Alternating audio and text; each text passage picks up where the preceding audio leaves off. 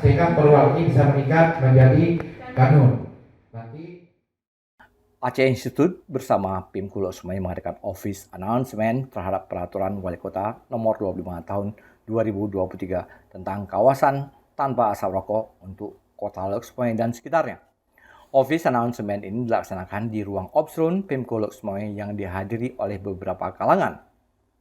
Selain dari unsur pemerintahan dan legislatif serta Aceh Institute sendiri, juga hadir kalangan dinas pendidikan, akademisi dari kampus Unimal, dan YN Malikus Saleh Lok Sumai.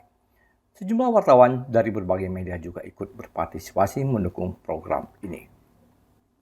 Menurut Asisten 1 Lok Sumai, Mak Salmina, Perwal nomor 25 tahun 2023 ini dikeluarkan pada bulan September tahun lalu.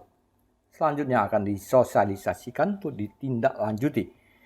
Selain itu, Aceh juga telah memiliki kanun yang berkaitan dengan kawasan tanpa rokok yang juga bisa menjadi landasan untuk mendukung program KTR ini.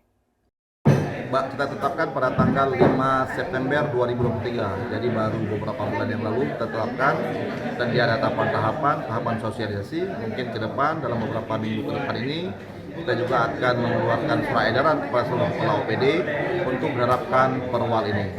Selain di Aceh juga telah lahir Kanun nomor 4 tahun 2020 tentang kawasan tanpa rokok, di mana Kanun Aceh ini menyangkut seluruh wilayah Aceh tersebut. Sementara itu, Direktur Aceh Institute Muazzinah berharap agar Pimko Lok Sumai bisa secepatnya meningkatkan aturan dari peraturan wali kota menjadi kanun agar ada efek sanksi yang bisa diberikan kepada pelanggar kawasan tanpa rokok. Nggak boleh berlama-lama di perwal. Tadi kan setelah kita diskusi dan lain kan tidak ada sanksi dan sebagainya, maka kita minta secepatnya adanya kanun.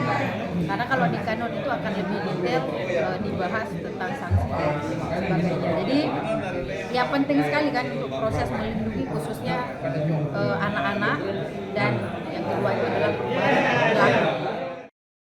Dari Lok Sumai, Denny Muhtadi melaporkan untuk Puja TV Aceh.